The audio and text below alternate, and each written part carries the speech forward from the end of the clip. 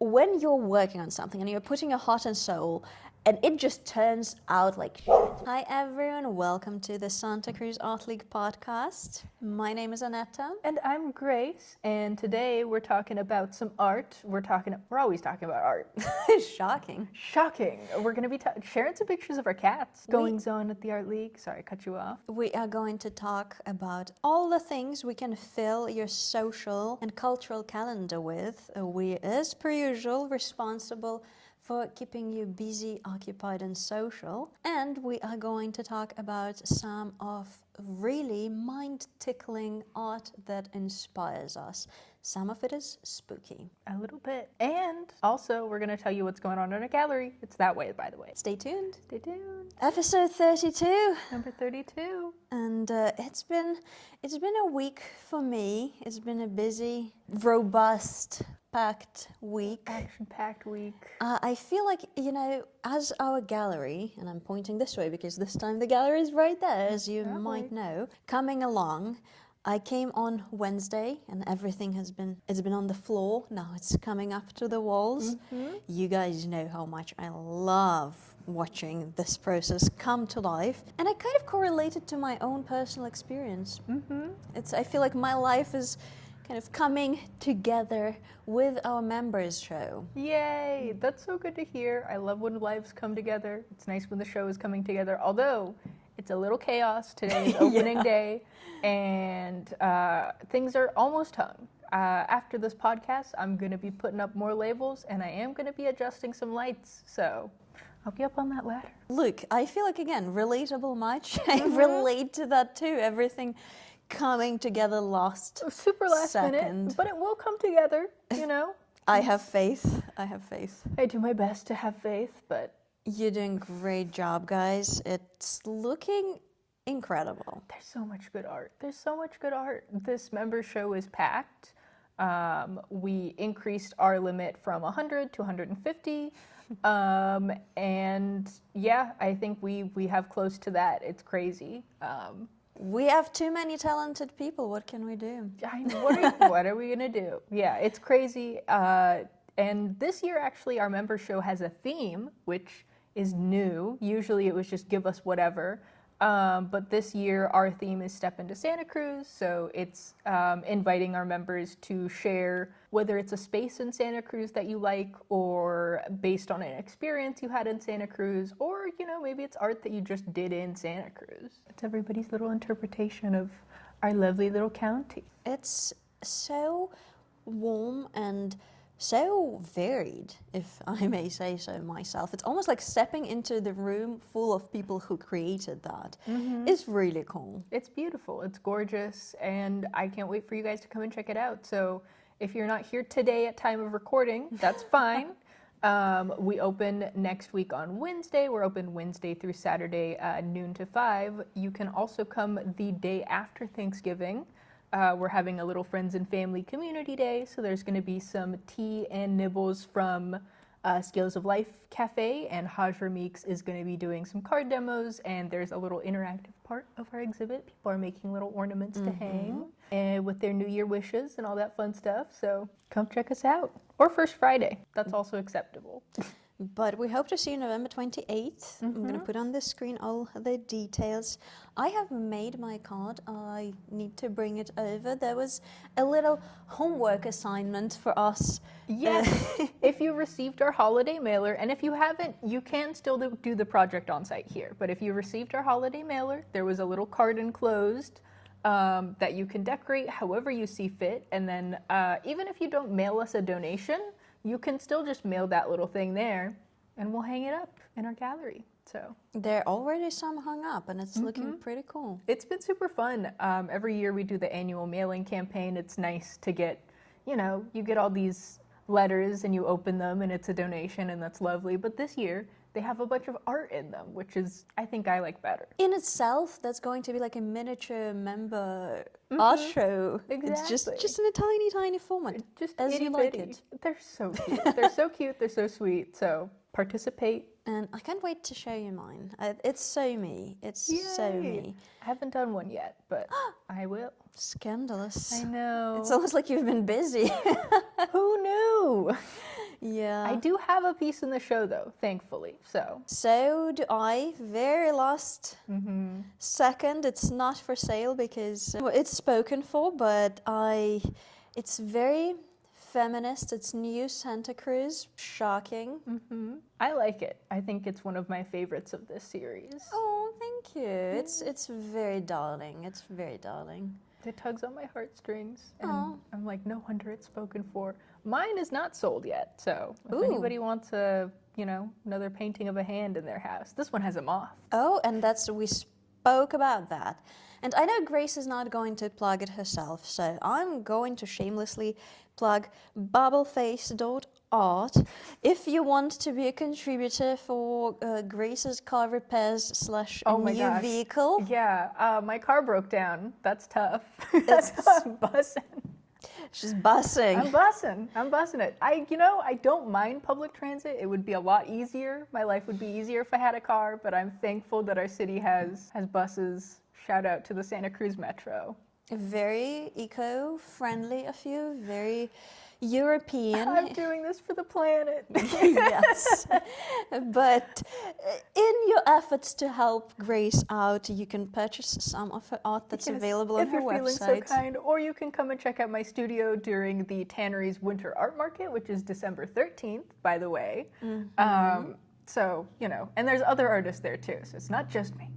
So that's really fun. Again, I hope you're filling it all up in your digital or physical calendar because you better be taking notes. We have a lot for you today. And one of the things I've been dealing with this past week in terms of creation, elbows deep in leather and leather craftsmanship and leather work. And yesterday I spent the entire day drafting patterns and making mock-ups because I wanted to be, my design.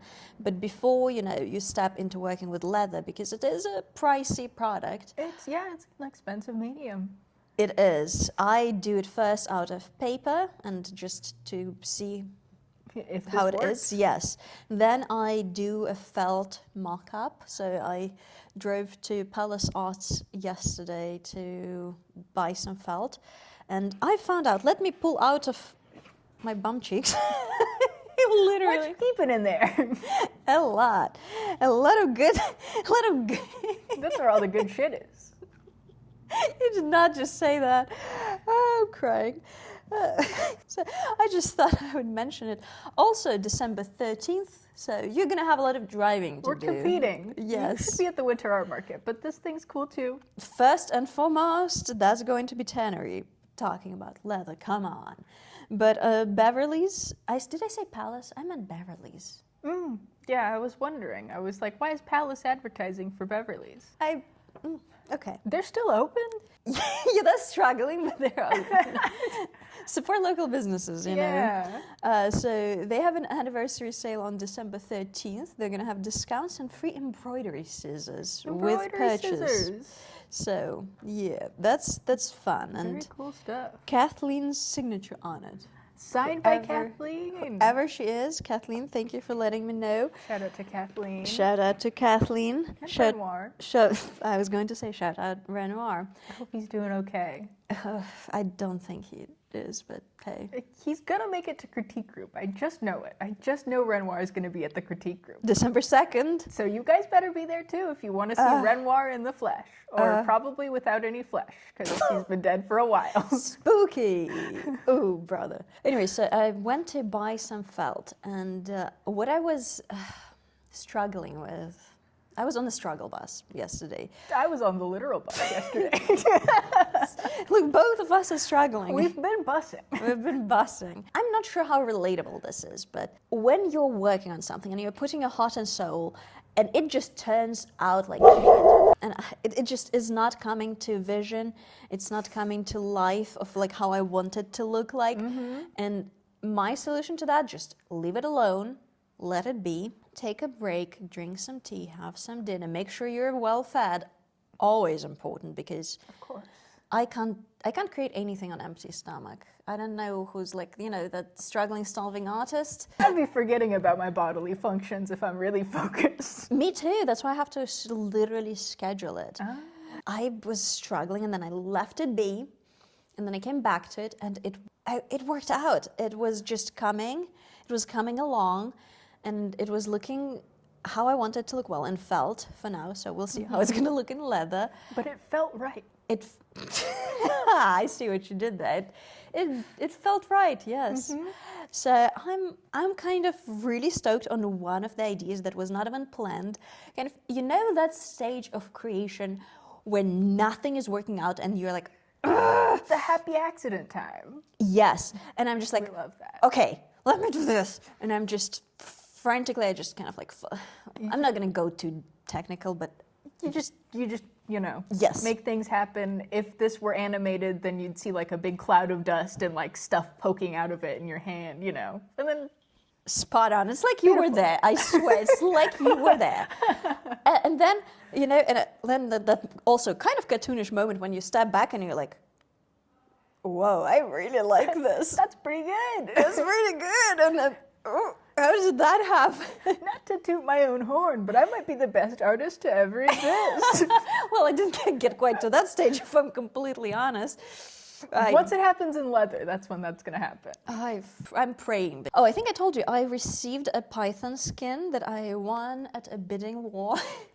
It's so beautiful. It's 3 meters long. I don't know how much that is in feet or inches, but I'm going to put it on the screen for you. My somebody American who's friends. about 6 foot is usually like 2 meters. 2 meters, yeah. So 1.5 of one of your 6 foot friends, I guess. It's like we're so good at math. Yeah. Look at us. Can you tell we're artists? Anyways, it's 3 meters long, and it's part of why I want and I love working with leather is honoring the animals and honoring that skill and feeling that connection to nature.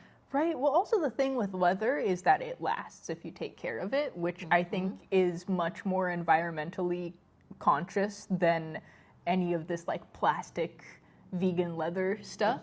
Yeah. Like you're just releasing microplastics into the environment. And also like, you know, I come from a culture of like you use every part of the animal and like, you know, by honoring, like you want to make sure that like the whatever you make with it comes out good because otherwise it died for this. Yeah, exactly. So I don't want this to happen. So it's good. You're taking care of your snake friend. Have you named it? No, A python? no, I don't think. I think Monty would be a good name for a python. Okay, that python is named Monty. That's Monty yeah. python.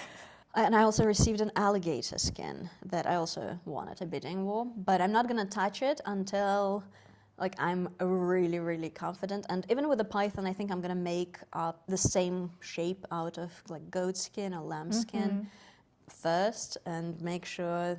A couple iterations first. Because working with exotics is notoriously harder. So, well, I'm not making my life easy because, hey, who likes it on easy mode? And you know, it made me think, it really relates to my creative process with other mediums too, when sometimes you just need to step back. Take a breather. Oh, yeah. Take a little walk. Go have a coffee or a whatever you imbibe in. And sometimes, you know, sometimes you need to sleep on it too. Sometimes it. you just need to step away for good. Take a nap. Yeah. Oh, I'd love a nap. This weather is just It's nap weather. nap-inducing. My cat has been glued to oh, let me show you guys. Hold on. Oh. I have a picture of him.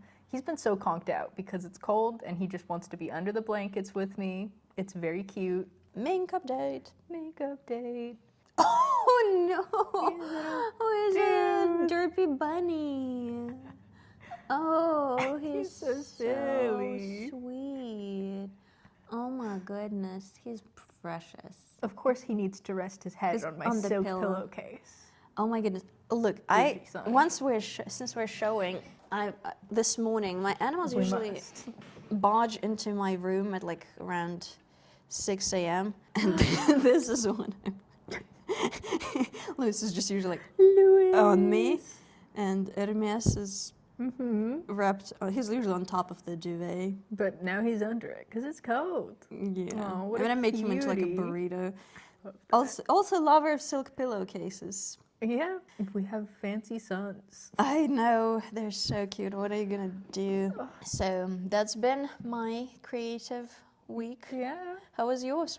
My creative week, let's see. I'm trying to think if I did too much that was creative. I did update my website a little bit. So there is a gallery section on my page because previously it was just like the homepage and an artist blog and then products, which like I sell prints and stuff. So it makes sense. But I posted some originals or like listed some originals for sale and I was like, this doesn't look good. So I made a little gallery page. So you guys can check it out, bubbleface.art. Nice. Tell me that I did a good job or don't. Just, you know, if it looks... buy.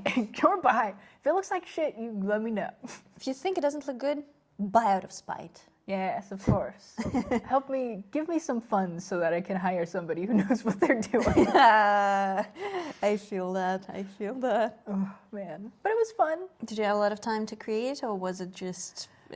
Not as much time to create. Unless you count, I've been playing Minecraft with my boyfriend, so... Ooh. I know. It's been a very long time since I've played any Minecraft, so... I've never played any Minecraft, but I know it has some die-hard fans. Yeah, you know, there is a lot that you could do in it. Mostly, I'm just stoked on building a little house, planting the little flowers around it. We went and found some horses. Well, we live in Santa Cruz. The only house we can buy and build is probably in Minecraft, let's be honest. So, I'm practicing for someday when I can afford a real house. Yeah. Bubbleface.art. Yes. I'm not sure even if they sell you out, girl, that's going to be enough for the house. That's but true. Hey, let's give it a try, my friends. Let's do our best. Of course, while I'm doing all of the plugging, also you can go to scal.org to donate to the Art League. Absolutely. That's who we're here represent. So. Yes, and if you received a beautiful envelope from Santa Cruz Art League, you can always mail in Return that beautiful envelope with your beautiful art. And beautiful donation. And perhaps a beautiful check. Yes. I despise the check culture. I'm going to be so for real. Honestly, I think checks are so cute and so fun. It feels very retro, and I adore it in theory. But as someone who had the brief career in finance, it's just so antiquated at this point. That makes sense. And as a banker, that was just... Like, okay, I was never like a teller who had to actually like, you know, cash them or whatever you do with them. No. Good old ACH transfer or credit card payment and talking. She's a fan of the plastic. Rude. Oh, no. I'm a friend of the wireless. Oh, the wireless or the metal card that you put down on the table and it sounds like you just dropped a ton of bricks. I love me a metal card. It's not. It feels nice. It feels nice in your hand. You know, it's fine until somebody like hucks it at you. They're like, "Here, let me pay my bill," and you're like, "Ah." If someone hacks at you a card, whether it's plastic or metal. Well, if it's plastic, I'm not afraid to catch it. You know, I'll be like, "Sweet, thank you." If it's the metal one, like that's a weapon. That's a saw coming towards me. The velocity at which people throw their cards. People should not be throwing cards. I'm gonna lose an arm. arm. What is that? They need some freaking rehabilitation in their like manners how to live in society. They need to enlist, honestly. If you are out here hucking your metal card, our country needs you. Well, sure. Or maybe they think they're one of those. What are those Japanese stars? Yeah, shuriken. Yeah, they think that they're the samurais. Nope. They didn't. That was Nope. ninjas. Whoop. Samurai. They got the swords. They didn't really throw things. Look at me being a heathen. I'm so sorry. That's fine. Actually.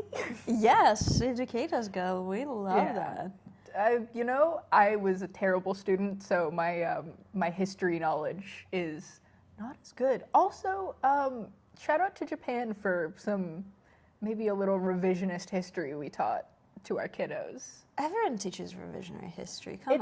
It's true. We got it here. One of my favorite examples, when I was in my Japanese Catholic school era, they were like, oh, we were sending the Sensen Fukoku, which is like the declaration of war, but Pearl Harbor just like happened before it got there. It wasn't a surprise attack.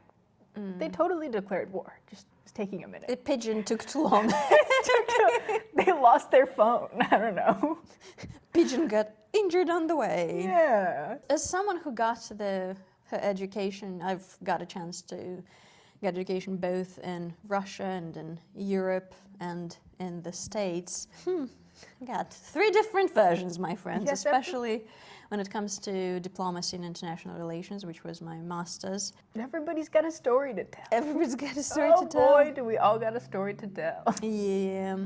Talking about history, shall we move into double exposure? Oh wow, what a good segue. I believe we should. Okay. Oh, and actually this week I have a contemporary artist to show you. Yes. And you have a historic one. Yes. So Anetta's going to share somebody who's making history. Yes. And Let me pull something else out of somewhere else. It's very spacious in there. she's got a hole in her back. Yes. And this week, the artist I found was on first dibs. Some things just remain the constant. Of course. Was yours on Instagram? No, they're a historical artist. Oh, I that's right. Googled them. Okay. Shout out to Google. Shout out to Google. I mean, good old evil, but they own YouTube, so we love you. Hi, Google. Hope you're doing great. Oh, by the way, you guys should subscribe because if we reach 1,000 subscribers, then we can make AdSense on these. Yes, our goal is to get to 1,000 subscribers, so please, if you're watching, make sure you click that subscribe button. Please do. So this week's artist, contemporary artist, is Romain Langlouis. I hope I'm saying his name right. He was born in 1977 in France, and he is a sculptor. When I saw his sculptures, even without the scale of it, I just fell in love. He does sculptures out of bronze, and his goal is to make it look like a different medium. So some of them look like wood, some of them look like rocks. The price tag is pricing, It's big. but I think for a good reason, because This looks very laborious. Is all of this bronze? all of it is bronze. All of and- it? Yes. So just in pure material, it's a lot. Yeah, well, also just like the amount of different things that this medium is doing.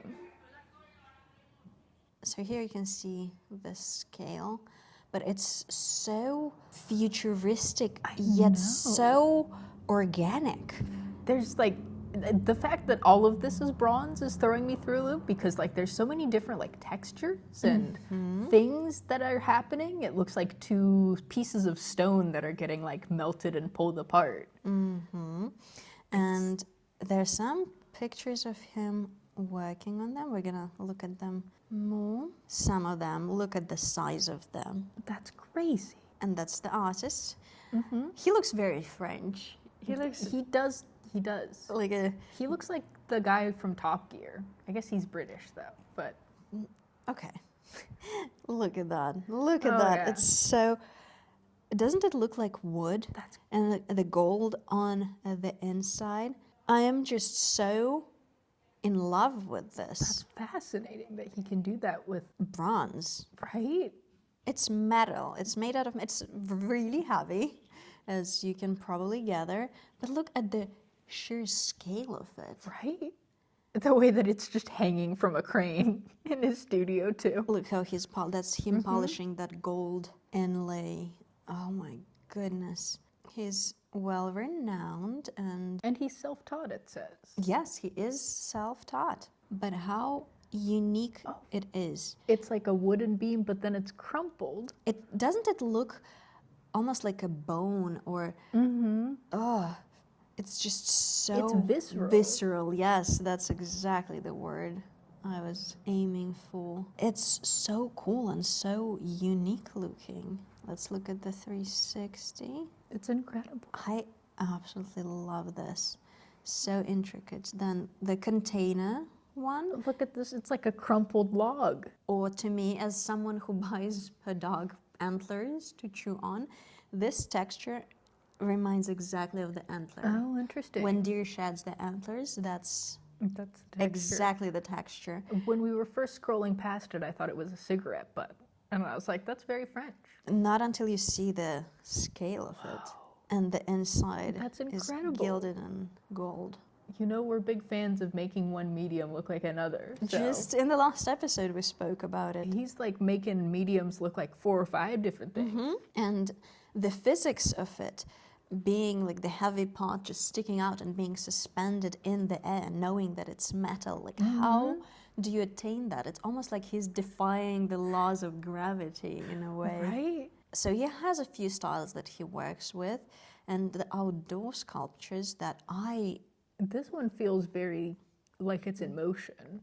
in motion, and it's almost nautical. As someone who lives in Santa Cruz, we are familiar with the January storms that we have when quite literally tree trunks, giant tree trunks get washed up onto the beach. Or like something like this probably got chucked off the harbor, Yes. you know, and it's back in the river mouth now. Or when our wharf got washed off. Yeah, remember when the public bathroom washed up in like the Santa Cruz River there? I wonder, hopefully I still have the screenshot, but somebody listed it for rent on Facebook Marketplace. Yeah, They're like, those jokes. They're like, home for rent, $1,800 a month, beachfront property. 2 on the nose. That's Santa Cruz real estate for you. Just look at the details. Can you believe that all of this is bronze? That's incredible. Like, even making this out of clay, which is incredibly malleable and easy to work with, in my opinion, would be an undertaking and a half.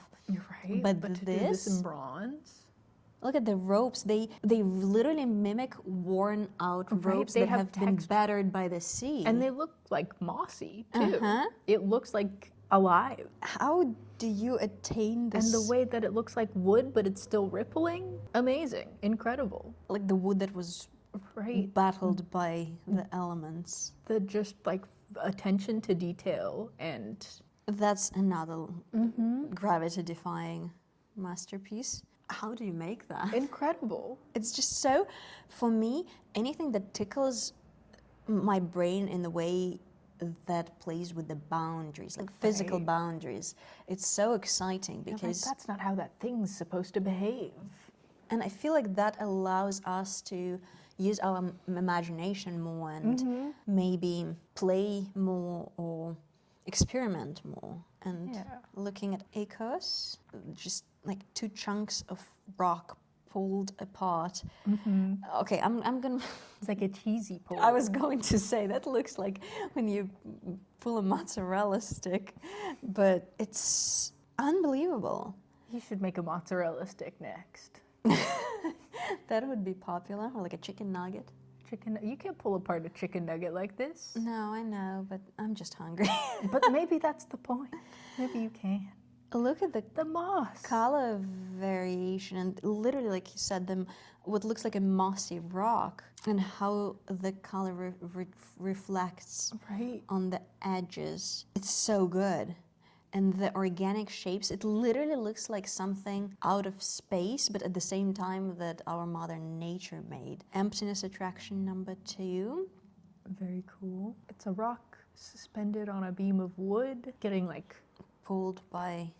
some rope, cinched. There's so much tension in this sculpture. It's palpable. She is cinched. The The waist is giving. It's definitely giving. And it does resemble female figure from other angles. It's just, it tickles my imagination in the right Totally. way. This one I want to see. Resonance Yes. 2.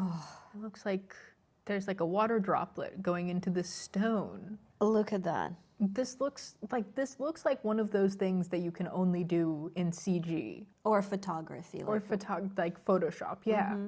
The fact that this is just a real piece of bronze.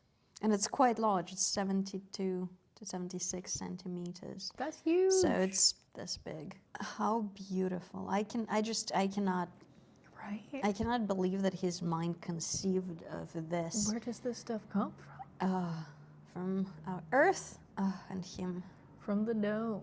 He does have some, there's just so much to look at, but he also has some figurative sculptures that I Oh, that one's interesting. love as well. This Jericho mask, it's so delightfully Oh, it's got like spooky. magnetic powder on it? That's what it looks like. To me, have you seen those photos of fungi overtaking like an object or like a skeleton, and it's really terrifying looking.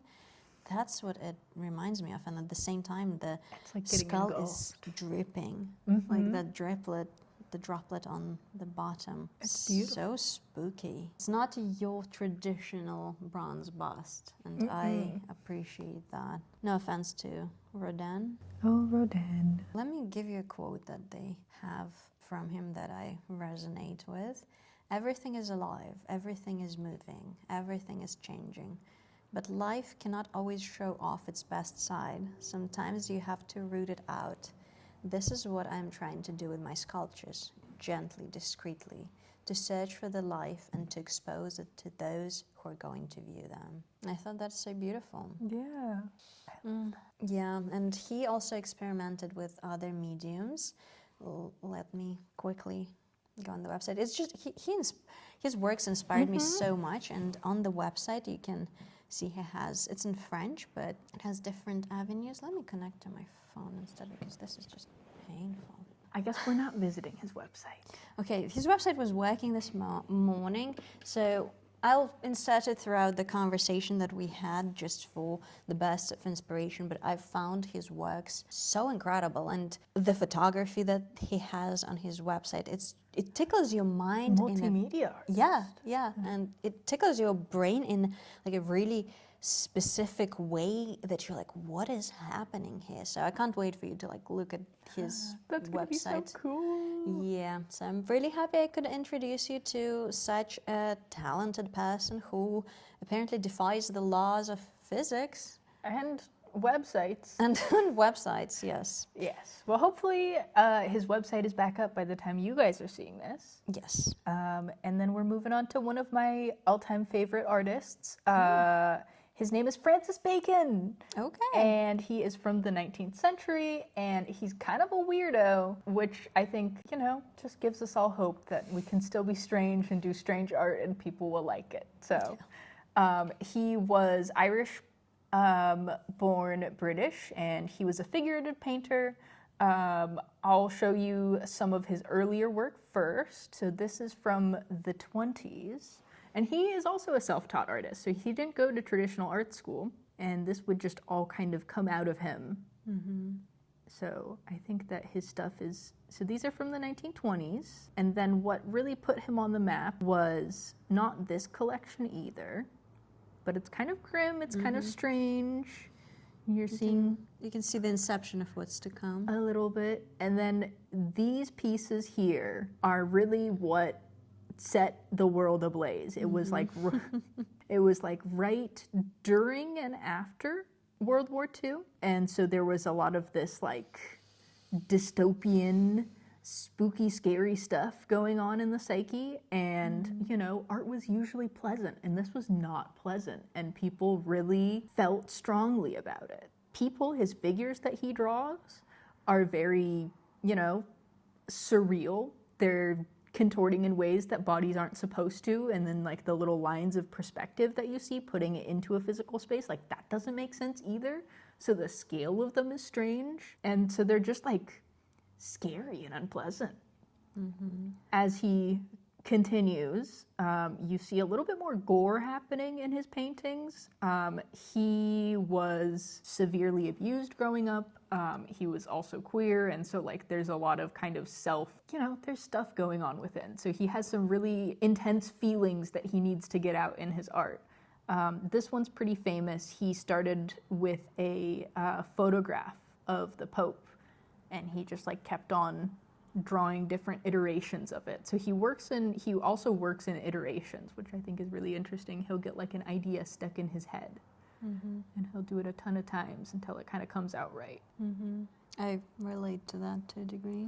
But it's very interesting, his figures and the way that they twist and contort, and the way that the background is always, it's got all these like horizon lines and perspectives, but none of them make any sense. There's definitely a motif of geometry in it, and the contrast between the softer lines of the figures, but still like the haunted or haunting motif of it, which kind of also makes sense historically, looking at what was happening between Ireland and Great Britain. So that was also right. recurring. It's very contentious, and the way that his like these figures that he draws that are like screaming and kind of merging into the background, they're almost translucent. It's fantastic art. And then he's got like, you know, just a regular little still life, or not still life, architectural. Yeah, he's got some very interesting art, and there's just something about it that makes you go like, ooh, what's going on here? This is some of his art from the 60s. You can see that he's really taking that like twisted and contorted body thing to the next level. But with the addition of colors that were somewhat prevalent in the 60s and 70s. Right. I love that he brought back, because I feel like the 1940s you had those really bright orange backgrounds, and then we kind of lost that during the 50s. And the 60s, they're back, and they're better than ever.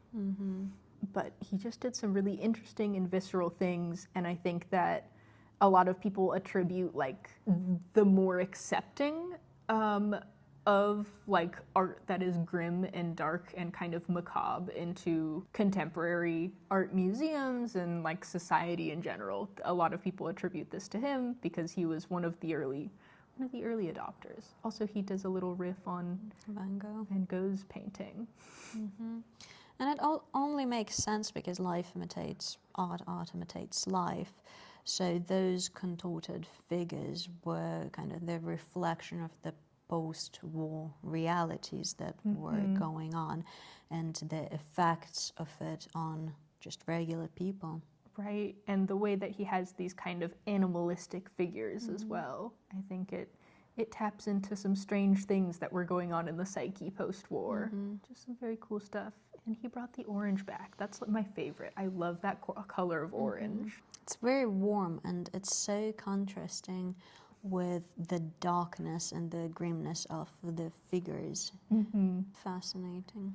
It's just beautiful work. Yeah, I really did not like him as a teenager. I had a number of artists that I just could not stand as a teenager. Some I can't stand till this day, like classical artists.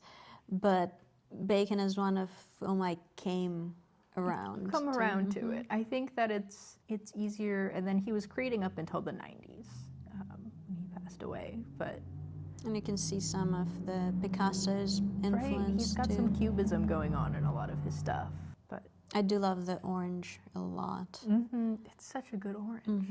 And it's not just like even the color itself, but the stark contrast between the object or the subject of the painting and the solid background.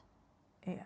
And then if you zoom into, there's like a little texture to it and brush strokes, and it's beautiful work, and every time I see it, it moves me. And so, yeah, shout out to Francis Bacon. Yeah. For me, every time I look at his art, I just have that feeling of, whoa, he's not okay. In a beautiful way, because I feel like expressing your pain and your trauma that you went through and the upsetting realities of the world and the socioeconomic, political happenings in the world. Making art is the healthiest and it's such a good outlet, and I think that there's also like solace and comfort that you can find in seeing other people's like pain expressed through art. You know, there's a way of it makes you feel like you're not alone. Yes. Or sometimes you see some stuff and you're like, damn, this person's messed up. Glad that's not me. Yeah. Which, like, you know, I kind of fall somewhere in that spectrum with Francis Bacon, because he has some of his pieces, I don't know how podcast appropriate it is. He has a few that are called, like, The Bugger, which is a slur, but it's about, like, he used to his horses. He's a very strange character and, like, not a good person, but his art is really interesting. So. I mean, I think it all translates into his art, and it's definitely fascinating, and the best analogy I can bring is when you have like a medical anomaly and it's fascinating in terms of science and advancement of Right. the medicine as a field. It's also like separating the art from the artist kind of discussion happens here too, I think. We have that discussion a lot, and I always have a really difficult time doing Right. so. Because there's so much of the artist in your art. I don't think you can. Yeah, even though, I've been recently thinking about that because I think we need to do an episode on rejection as an artist because I think it's an integral part of making art and being an artist is rejection and being rejected, be so from like your piece being rejected to a show or People not liking it or not getting it. or not buying it, or and how to deal with that. And I think thanks to I can attribute it to my mom and going to art school really early on in my life, having a very like healthy attitude towards rejection and not taking it personally. But I was thinking about that because art is an extension of ourselves. It's a part of me. It's something I've been working and pouring my soul into. This is me. Yes. And for somebody to go, I don't like that. Yeah, and for some reason I am very okay with someone not liking my art or resonating with it. So, and it is in a way kind of separating myself from my art. I feel like I need to reflect on it a little more. Yeah, let's think on it because that's an interesting question. I feel like I haven't had a ton of people going like, I hate your art. I think for a long time, before you're like good at art, you're just kind of doing art and you're like, I guess this looks okay. And people are like, yeah, you're really good. Wow. Until you get to like a point and then people start actually being like, oh, that's really good. And so I feel like, I have more experience with that. I don't have a ton of experience with people being like, I hate this. I've never had that, but I think maybe that's rejection comes in all forms, and I think we just need to talk more about being rejected as an artist. I would love to talk about that next episode. We're going to talk about some rejections that we've faced. Yes, and subscribe because I feel like that's going to be a really vulnerable, heart-pouring, soul-opening. It's gonna be rough and tough. So make sure to hit that subscribe button. Hopefully we can get to 1,000 subscribers by next Wednesday, so we can buy a box of tissues for us to sob into about all of the rejections we've faced. Okay, all right. Can we tell we're in theater and drama? Yes, we're dramatic. Drama is if yes, or quicker and easier, donate to SCAL.org, so that we can even if we have heat. Oh, it's cold. Thank you so much for sticking with us and keeping us company this episode. This was fun. And I hope you have a lovely rest of your day. And stay tuned. Stay tuned. Yes. See you soon. See you soon. Have a great day. Bye. Bye.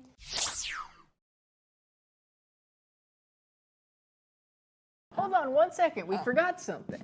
Something did fall out of To keep on the theme of keeping your social calendar busy, Yes, of course. we're inviting you to Art in the Cellars on December 6th and 7th. Ooh, what's going on in the cellars? And where is this? It's going to be 3535 Main Street, Soquel. Bargetta Wineries. Ooh. And again, December 6th, 7th, free admission. Sorry. December 6 and 7. Not help. Art in the cellars. Is it art making or is it seeing? You can go wine tasting. What kind $25 wine tasting with the festive glass. Ooh. Jewelry, leather goods, painting, watercolors, mosaics, photography, textiles, woodworks, candles, succulent arrangements, soaps and body lotions, snacks, and other great gifts.